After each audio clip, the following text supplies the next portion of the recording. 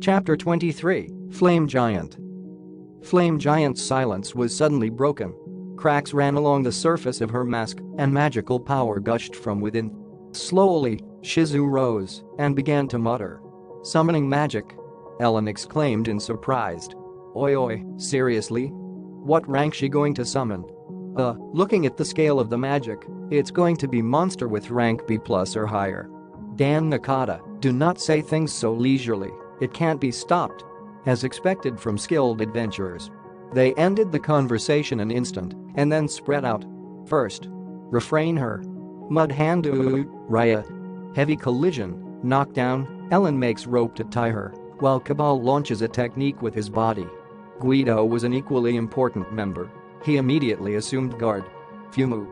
Although they are only rank B, their teamwork is first class. There is no wasted movement. But, it. Explode.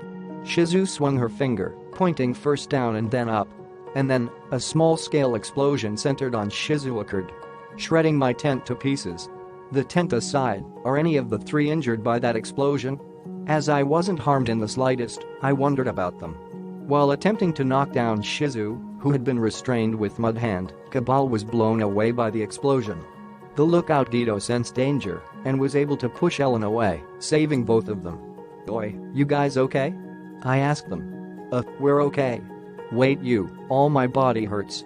I better receive injury compensation." So, the two responded. "Oh, it hurts. You guys please worry a bit about your leader." While complaining, Cabal stood up. What a sturdy guy. I knew Shizu-san could use magic, but even summoning? The heck she was saying? No, don't worry about that. As far as I know, for a summoner to use a chant is unheard. Guido stopped moving when saying that, then, no way. Explosion monarch? In any case, the situation is just as I had thought. Shizu continued to chant. As her body continued to emit red light, something began to emerge. Her mask slightly rose, and black hair freely flowed before it. What is her goal? For her appearance to become so strange suddenly, Rigurudo. Help evacuate everyone. Bring them someplace safe. But, it's an order.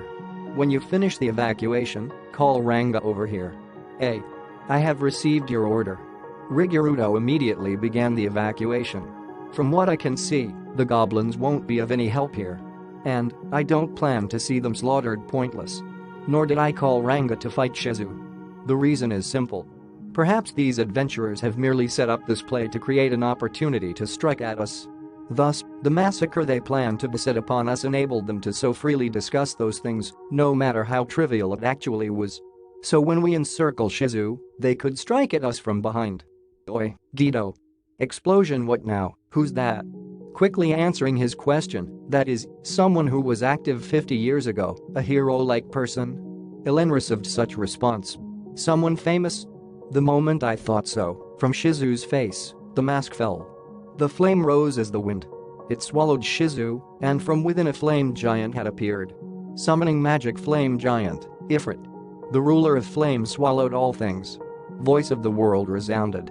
Then, Shizu's body and the flame giant, Ifrit, fused as one. Gee. It's Ifrit, a high-ranking spirit with a rank over A.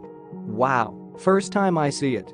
So no way to win against it. There's no doubt about it, she's the explosion monarch. FUU. Dawn. Impact and heat slowly approach us. It seems the trio tried putting up a magic barrier, but they were blown away with a single blow. Although they didn't die, they're clearly harmed. Conscious, but unable to move. In any case, they are fighting for real. No question about it. And so, I can officially ignore the possibility that they came here to wreak havoc. But, wow, that skill has considerable power. Releasing bottomless magical power, with the flame giant, Shizu, in the center, a scorching wind surrounded her with a diameter of 30 meters. This fellow, if I don't fight, I'm a goner. However, there was something strange. Even in this situation, I did not feel any fear. Did becoming a monster cause such a change? I did feel fear of Veridora and the Black Snake, maybe I'm just using them as a comparison. Boy. What's your objective? FUU. Kaitsu. Shock. Unlike the previous explosion, she radiated a heat wave this time. However, I had already moved from that spot. With my perception speed, even if something moves at the speed of sound, I could evade it. Rather than the previous explosion, the heat wave came toward as radiation. However, I already avoid the wave. On a side note, I'm glad we haven't built the city yet. Those were my sincere thoughts. Moreover, with all the trees cut down, we fought in an open area. Had we been inside a forest, it would have caught on fire, causing me much trouble. However, don't get carried away. Bishan. I take aim at the abdomen and shot water blade. But the attack, just before reaching the flame giant, Shizu, evaporated. A maelstrom of flames surrounded the flame giant, Shizu, protecting it. Mumu, so it seems water blade cannot pass through it. Would firing at full power be a good idea? So I thought, but then I imaged a steam explosion. Yeah, that won't be fun. Guess I have to resort to this. At that moment, Ranga had arrived. You called? My lord. For now, I ordered Ranga to retrieve the three. Then, good, quick retreat to a safe place. I'll defeat it. Although he nearly rejected the order, I will do as my lord said. I wish for your fortune in battle. With those words, he left while holding the three people in his mouth. Now I can fight without reserve. The flames rage around her. Using my perception ability, I accurately grasped the distribution of heat within it. Although the flame giant, Shizu, was creating clones of itself and sending them to attack, I could easily predict the danger resulting from the flame's temperature. Against me, that attack will never land. But at the same time, my attack will have no effect. What a troublesome flame that is. The ground turned into magma, the temperature inside must be unbelievably high. Thus the problem, to use skills like paralysis breath or noxious breath, I'd need to come within 10 meters of the target. I can't just stroll into that place. To begin with, such as paralysis breath or noxious breath, it would be necessary for the target to be within 10 meters when it was used. In that high temperature, it would only be a bother. I cannot afford to do that. I don't want to class change into a charred slime. What should I do? Neither of us can cause decisive damage on the other. If this is how it ends, I should have predated more. While I was deep in thought, a magic circle appeared below my feet. Dangerous. By the time my intuition screamed so, I was already trapped. White area capture barrier. Is this a special skill of the flame giant, Shizu? Without a single chant, the magic circle instantly appeared.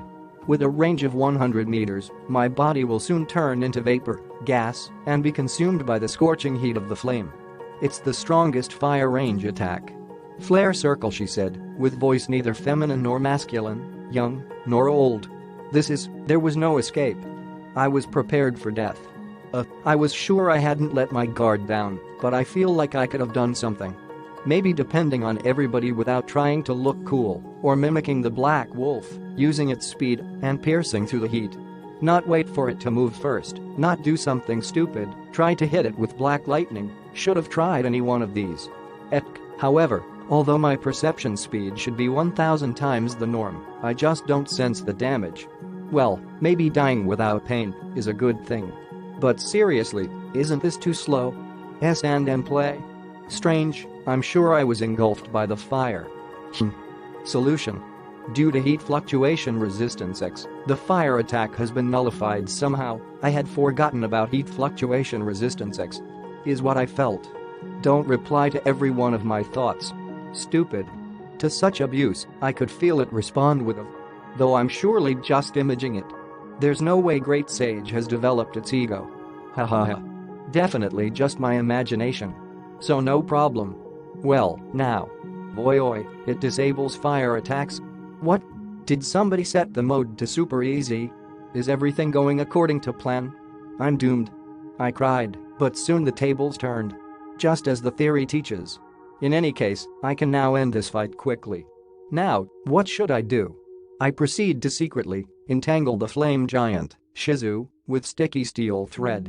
In just a bit, it'll be my win. I made sticky steel thread, a combination of the sticky and steel thread, which I created from days of diligent practice. Additionally, my resistance seems to be indefinitely active. In other words, I'm not taking damage. Checkmate. Impossible. For the first time, signs of fear revealed themselves in her voice. I underestimated you, but you too underestimated me. This I'll forgive, as we are both at fault, so you're free to resent me. Is it my turn next? Used to. The flame giant, Shizu, tried to make her escape. However, I had predicted that action. There is no escape from my sticky steel thread. Thus, I slowly walked to her to deliver the finish blow on the Ifrit, who had probably possessed Shizu and manipulated her body. And without panicking, unable to run away nor even struggle, such a pitiful creature I approach. And then, the answer, of course, is yes. The dazzling light wraps around us and then suddenly disappears. The remaining actors, me and an old woman. Chapter 24 Reminiscence. A funeral march. Fire pouring from the sky like rain, that's the first scene I remember. My mother's hand, that I held so dearly, seemed far too light. I was afraid to look above it. The napalm bursting in the air turns my surroundings into a sea of flames. Should I run someplace? Everything is covered in fire. Izawa Shizu was slowly drowning in despair. And then, she felt she was bathed in strong light. So this is where I die. She was just a young girl, but that much she could understand. She was 4 at the time. With no relatives, she lived alone with her mother. Her father was drafted, and his face she could not recall. She felt neither blessed nor unfortunate. That being the norm, she could do naught but accept. Do you wish to live? If you desire life, answer my call. A voice resounded in her head. Do I want to live? Why? I don't understand. She was too young to answer such a question. However, looking at her mother who was reduced to nothing but a hand, I want to live, she screamed. Acknowledged. Answering the summoner's request, success. I want to live without having to fear the fire. Acknowledged. Acquiring extra skill fire manipulation. Success. The next time I opened my eyes I was in a demon's lair. The one in front of me was a beautiful demon lord. Long golden hair, blue eyes, a well-ordered face, almond-shaped eyes, and skin so pale it's almost transparent. So beautiful that it wouldn't be strange to mistake him for a woman. Leon Cromwell. He is whom the humans call the Demon Lord, also known as the Blonde Devil. Failed again. He so muttered, losing interest in her. However, he did not kill the girl whose body was covered in burns. She did not matter to him. And the girl found that fact vexing. Even now she sometimes recalls that beautiful face and the arrogant eyes, devoid of interest. But at the time, she could only survive by clinging to him. In the end, she was saved by the Demon Lord's whim. Wait a second, she reached out to him. Maybe he, beautiful like an angel, would heal my pain? So she thought, but thought it was just trash, but this thing is suitable with fire, huh? With those words, he called forth the flame giant Ifrit. With no incantation, as if he were breathing. And the summoned Ifrit obeyed without question. I bestow upon you flesh. Use it. Those words, to the girl, became undeniable proof dashing her hopes. And thus, the pain she felt turned into hatred as this curse, trauma, engraved itself upon her heart. However, it can also be said that this possession enabled her to keep her life. Since then, how much time had passed? As a flame demon, she ruled over one of the Demon Lord's castle. By his side, as a high demon. Gots and the footsteps reverberated through the castle halls. The Demon Lord had already ran away, abandoning this castle. The girl was the rear guard, a sacrificial piece. The Demon Lord had treated her as a tool until the very end. Nothing had indicated otherwise. The one who was approaching was the hero. Long black hair gathered into a ponytail and covering her body black light armor. A beauty that would rival the Demon Lord. The only difference, the hero was a woman. With one glance, she was certain. I can't win. When that thought overpowered Ifrit's minds, a little of the girl's ego had returned. She looked the hero in the eyes. He. Help me, words that one had easily ignored. Who'd trust the words of a demon? However, it'll be fine from now on. Good job enduring this far. And from then on she was cared by the hero. The anti-demon mask she wore restrained Ifrit and hid her burns. Her whole body she covered with a robe, and thus she followed the hero. And one day, she came to be called the Explosion Monarch. Then one day the hero left on a journey. Her reason she did not understand. It was probably a reason the hero could not ignore. The girl as well planned similar action. That one day she'd set off on a journey to kill the Demon Lord, who had saved her life and then threw her away.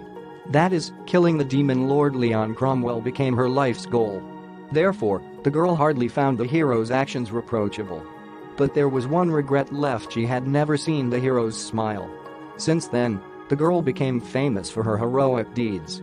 Sometimes called one of the founders of the Freedom Association, she had worked for the expansion and benefit of the Adventurer Cooperation Union. She also took part training adventurers and her successors. At one time, she had taught excellent pupils. With a sincere, pure gaze a boy, Kagurazaka Yuki.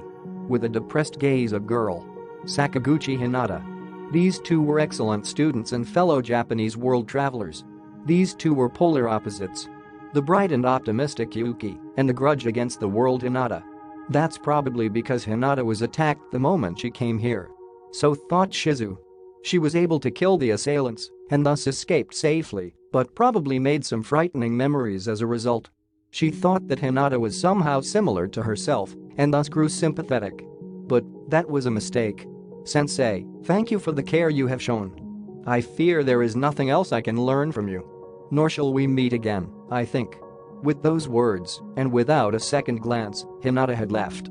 She, in a mere month, had surpassed Shizu in strength. Such overwhelming excellence. After a few years, Hinata had received an important post within the empire, but was not satisfied. Rather, she had treated the promotion with mild indifference. In comparison, Yuki was a sweet boy. After the Adventurers Cooperation Union had formally changed its name to Freedom Association, Yuki had introduced the current ranking system. As a result of it, casualties during subjugation missions greatly decreased. And thus, to this day, Shizu had been supporting Yuki behind the scenes. That is, she no longer could do anything but guide new adventurers. And, recently, the time she spent as a demon have begun to haunt her in her dreams. As her lifespan dwindled, she felt she was unable to restrain Ifrit's consciousness any longer. However, the anti-demon mask has yet to fail her.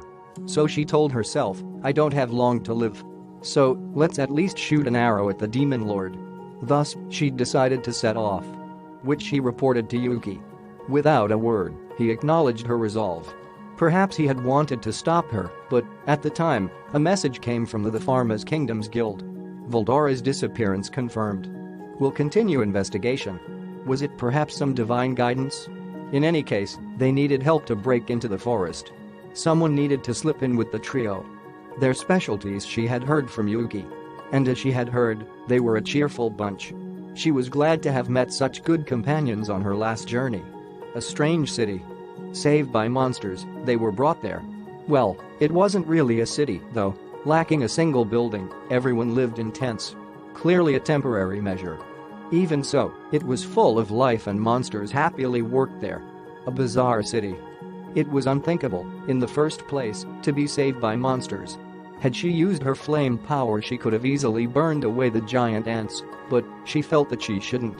That is, each time she used her powers, Ifrit's consciousness would strengthen. Her negligence could lead to her powers running wild. Thus, she met a strange monster, with the attitude of a king, arrogantly carrying itself. Amusing. Although the monster could speak, the words uttered were, although I am a slime, I am not an evil slime and such. A line that no one would ever believe. The fun times abruptly ended. I still haven't achieved my goal. At the moment her life force seemed to have finally ran out, Ifrit took over her consciousness. She will probably not awaken. However, as a compatriot of mine, I want to see her through to the end. Those were my thoughts. The three injured adventurers were in high spirits. I won't be paying your hospital bills. I wanted to shout, but what is this? The burns have completely disappeared, and my skin feels smooth and shiny. Awesome. With those injuries, I thought we'd be bedridden for weeks. Well, these guys have some amazing medicine. They seem to have healed without issue. However, but with this, we won't be getting any injury compensation, will we? Yeah, no one will believe us, yup, but I'd take this over being left with injuries. Suddenly they had started to discuss their financial worries. They can't read the mood at all. Let's tell them to come hang out here sometime. What should we report to the guildmaster? But instead, they were the ones who asked. I happily left a message for them to deliver. I admire adventurers. But, since I probably won't be able to avoid a background check, registering with the guild may prove hard for a monster. Thus, to repay his debt, Cabal will mention the name Rimuru to the guildmaster upon their return. Really, what a great guy. Being pleased with them, I decided to give them some parting gifts: spider robe, scale mail, hard leather armor. I handed to them those goods along with 10 pieces of the restoration medicine. Wow. What's with this robe? So light, but sturdy. Actually, very sturdy. Whoa. The famous scale mail. Wait, isn't this Master Garm's product? I'll make it my family heirloom. Is this fine? This is clearly wasted on someone like me. And to have used the skin of fang wolves, what to say, a noisier reaction than expect. And well, I gave it to them cause they lost their equipment in that fire, and I wouldn't be able to buy them replacements either. It was clearly not my fault, but I can sympathize a bit. And besides, what I gave them is naught but a test product. Which, of course, I won't tell them. Cause they are so happy with the gifts. No need to disappoint. No problem. No need to tell them either. Since, even as a test product, it's good quality. Well, if they are this happy, they'll definitely deliver the message. In the end, the three would call me Dana, benefactor, and were quite attached. And although they did worry greatly for Shizu-san, they set off 3 days later. And a week had passed. Shizu-san has awoken. This is, I see, sorry for the trouble, she's fully conscious. Seems like she clearly remembers her time as the demon. I saw a dream, a nostalgic dream. Of a city to which I can no longer return in Japan. Hey, Slime-san. Could you tell me your name? I thought I already introduced myself as Rimuru. Rimuru, she closed her eyes, as if in deep thought. Could you tell me your real name? So she asked. Had she noticed? And after a moment of hesitation. Fine. You won't last long anyways. It's Mikami Satoru. My real name. Didn't think I'd ever say it again. As I thought, you're Japanese, huh? I wondered if that was the case. That air you carry, you know, silence. And then, I also asked this of my disciples. What do you think became of that beautiful city? The one that turned into a sea of flames? Oh. Let me show you. Having said so, I conveyed my memories with telepathic communication. A truly useful skill at times like this. A tear rolled down her cheek. And, Slime-san, no, Satoru-san. Would you listen to my request? What is it? Probably some pointless request anyways. But, since I decided to look after her to the end, I can at least listen to her request. Please eat me. What did this granny just say? You ate the curse placed upon me, it made me so happy. Well, I did want to beat the guy who cursed me senseless, but, in any case, it would have been impossible for me. My last request. Could you put me to rest within yourself? You know, I hated to be in this world. But, I couldn't bring myself to hate this world, just like that guy. There's a chance I someday meet that guy again, so I don't want to be reborn in this world. Please. I beg you, eat me. HMPH. What a request. It's far too simple for me. For me to become her seal. For me to succeed her hatred. Am I unsure? To put her heart at ease and to send her off peacefully. I made my decision. Fine. I'll carry out your vengeance. What is his name? She opened her eyes wide to my question, revealing the burn marks, and with tears flowing down, Leon Cromwell. The strongest demon lord, as if in a prayer, she looks me in the eyes. I swear. By the name Mikami Satoru, no, by the name Rimuru Tempest. I'll force Leon Cromwell to regret having incurred your hatred. Thank you, she muttered. And, she closed her eyes. And as if falling asleep, her last breath escaped her. Activate unique skill Predator. Yes, no, rest in peace, within me. Yes. I respond.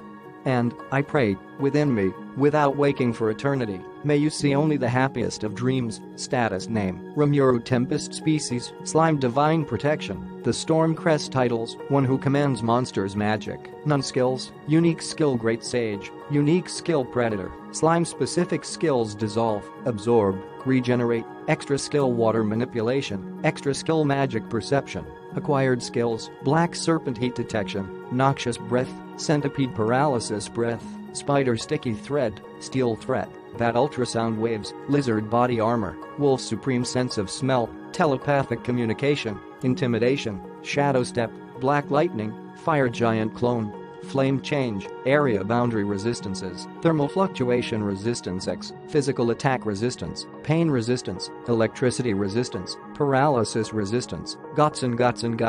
The girl lifts her face up. her young, lovely face. And, with relief, she smiled. Here you were. Don't leave me again.